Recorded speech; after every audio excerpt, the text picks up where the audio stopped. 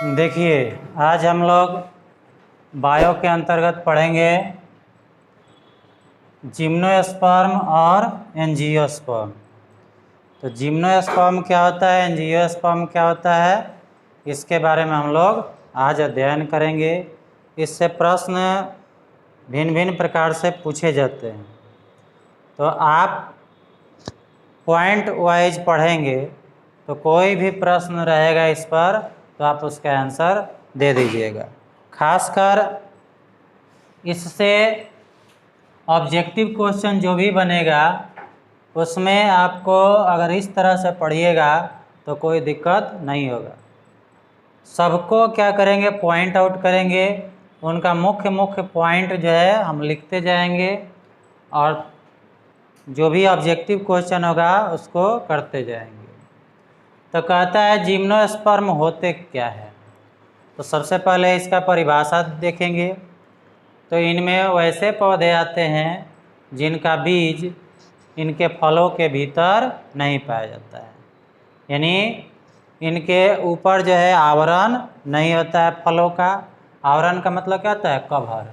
आवरण मतलब क्या होता है, कवर, यानी कवर के भीतर इनका बीज नहीं पाया जाता है, इसलिए इनको अनावृत बीजी या नग्न बीजी भी कहते हैं। क्या कहते हैं, अनावृत बीजी या नग्न बीजी, यानी नग्न का मतलब क्या होता है, नंगा, यानी ये बीज जो है वो ऊपर ही रहते हैं, इनके ऊपर कवर नहीं पाया जाता है।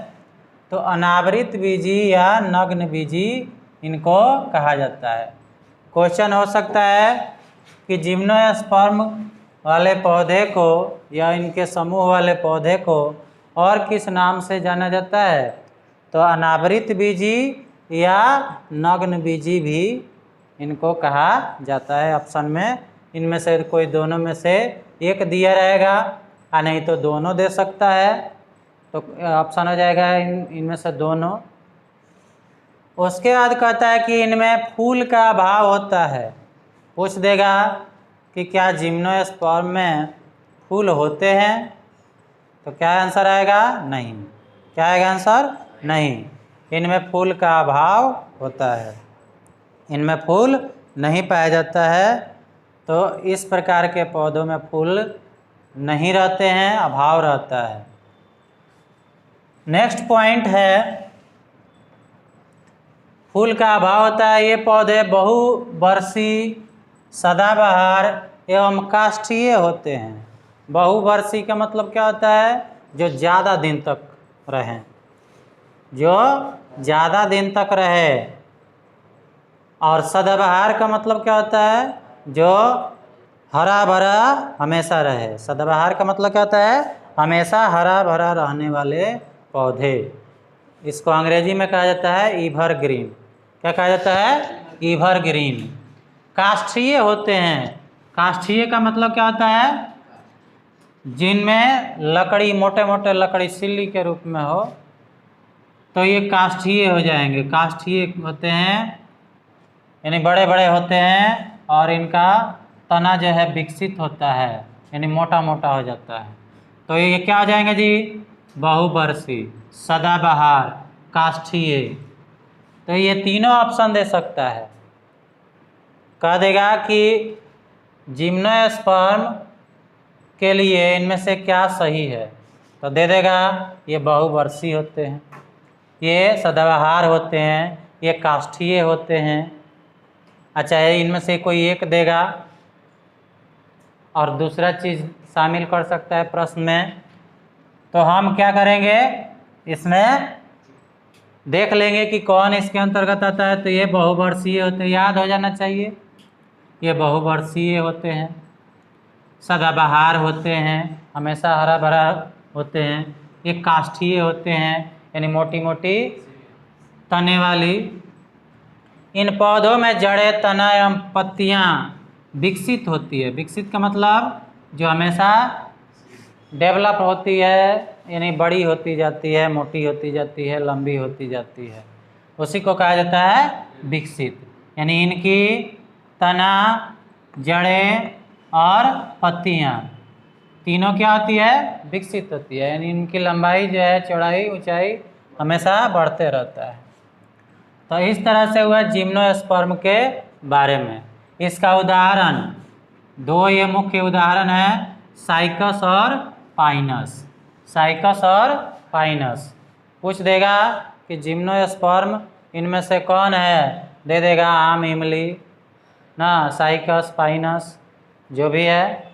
तो इसमें क्या मारोगे, तो साइकस और पाइनस ही दिमाग में रखना होगा।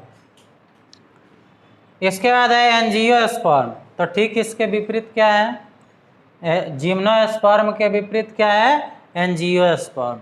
यानी इनका जो बीज होगा ये कहाँ पाया जाएगा, तो फलों के भीतर पाया जाएगा, यानी ये आवरण से ढका होगा। ये क्या होगा, आवरण से ढका होगा, इसलिए इसको आवृत बीजी कहते हैं। क्या कहते हैं जी, आवृत बीजी कहते हैं। ये आवृत बीजी भी कहा जाता है, यानी एंजियोस्पर्म को और किस नाम से जाना जाता है, आवृत बीजी के नाम से जाना जाता है। अब इसके अंतर्गत आने वाले पौधे तो जो हमारे डेली यूज में आते हैं, जैसे सभी अनाज। तो सभी अनाज में देख लीजिएगा, उनको तोड़ के देखिएगा तो बीज जो होगा वो किस में पाया जाएगा, उनके भीतर पाया जाएगा, यानी आवरण के भीतर पाया जाता है। तो सभी अनाज वाले पौधे, दालों वाले पौधे, तेल वाले पौधे, फल वाले पौधे, सब्जियां जो होती है वो सभी पौधों के जो बीज होंगे वो क्या होंगे, फल के भीतर यानी आवरण के भीतर पाए जाएंगे। तो इस तरह से आप एग्जाम्पल बता सकते हैं कि सभी अनाज क्या होंगे, तो एंजियोस्पर्म के अंतर्गत आएंगे। दालों का जो समूह होगा वो आ जाएगा, तेल जिनसे प्राप्त होता है वो आ जाएंगे पौधे, फल जिनसे प्राप्त होता है वो पौधे आ जाएंगे, सब्जियां जिनसे प्राप्त होती है वे भी पौधे एंजियोस्पर्म के अंतर्गत आ जाएंगे। इन्हें आवृत बीजी भी कहा जाता है। इन्हें क्या कहा जाता है, आवृत बीजी भी कहा जाता है।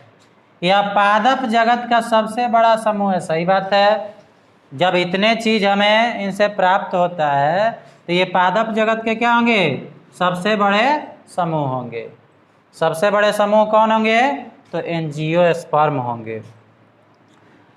इसके बाद कहता है कि इनमें भोजन का जो संचय होता है या तो भ्रूण पोष में पाया जाता है, भ्रूण पोष, और नहीं तो बीज पत्रों में पाया जाता है। यानी भोजन का संचय क्या होगा, या तो भ्रूण पोष में पाया जाएगा, नहीं तो बीज पत्रों में पाया जाएगा। बीज पत्र क्या होता है जी, तो देखेंगे बीज जो है एक पत्ता वाला होगा, माने पत्ता का मतलब होता है एक भाग। जैसे चावल को देखते हैं तो एक भाग होता है ना जी, और वहीं मटर का पौधा ले लेंगे, चाहे चना का पौधा ले लेंगे, उसका बीज लेंगे, चना का बीज लेंगे और उसको तोड़ कर देखेंगे, या फुलाते होगे तुम लोग खाने के लिए तो उसको अलग करके देखना, दो बराबर हिस्सों में बढ़ जाते हैं, तो उसको बीज पत्र कहा जाता है। क्या कहा जाता है, बीज पत्र। ये मत समझना बीज पत्र का मतलब होता है पत्ता, यानी अलग अलग हिस्सों में बंटना। तो बीज पत्र में इनका जो भोजन का संचय होता है वो होता है, नहीं तो भ्रूण पोष में होता है। अब ये दो भागों में इनको बांट सकते हैं। कितने भागों में, तो जब एक बीज पत्र होगा, अच्छा है दो बीज पत्र होगा, इसलिए इनका नाम अलग अलग हो जाएगा। जिनमें एक बीज पत्र होगा उसको एक बीज पत्री कहेंगे, जिनमें दो होगा उनको द्विबीजपत्री कहेंगे। यानी मोनोकाटिलिडन्स, इंग्लिश में क्या कहेंगे, मोनोकाटिलिडन्स एक बीजपत्री को, और डाई, डाई मतलब होता है दो, मोनो मतलब होता है एक और डाई मतलब क्या होता है दो। तो मोनोकाटिलिडन्स और द्विबीजपत्री को डाइकोटिलिडन्स कहा जाता है। इनमें बीजों का विकास अंडाशय के अंदर होता है। यानी जो बीज होते हैं वो अंडाशय के भीतर होते हैं, इसीलिए इनमें पहले फूल लगता है और फूल के बाद अंडाशय में इनका बीज अंदर उसके तैयार होने लगता है और जो फूल होंगे वो धीरे धीरे क्या होंगे, यानी जो अंडाशय होंगे वो धीरे धीरे बड़ा होकर फल का रूप ले लेता है।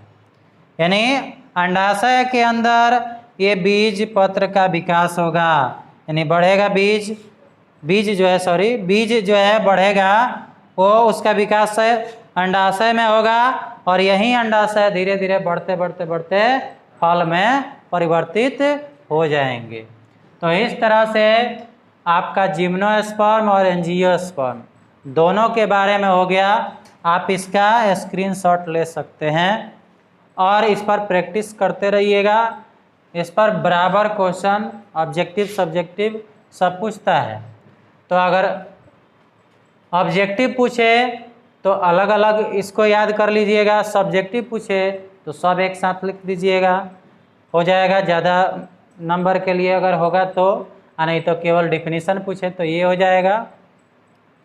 तो एंजियोस्पर्म, जिम्नोस्पर्म, यानी जिम्नोस्पर्म और एंजियोस्पर्म, इसके बारे में हम लोग आज अध्ययन किए। फिर अगला टॉपिक हम लोग चलेंगे। तो आपसे अनुरोध है, जो लोग वीडियो को देख रहे हैं, अगर मेरे चैनल को सब्सक्राइब नहीं किए हैं तो सब्सक्राइब कर लें, लाइक करें तथा कमेंट ज़रूर कीजिएगा कि और इसमें सुधार की या आपको अच्छा लगा हो ज़रूर बोलिएगा, क्योंकि ये बराबर वीडियो आपको मिलता रहेगा। लाइक कीजिए, कमेंट कीजिए और शेयर ज़रूर कीजिएगा, ताकि आपके साथ साथ आपके दोस्तों को भी इसका बेनिफिट मिल सके। और बेल आइकन को दबाना नहीं भूलिएगा। धन्यवाद।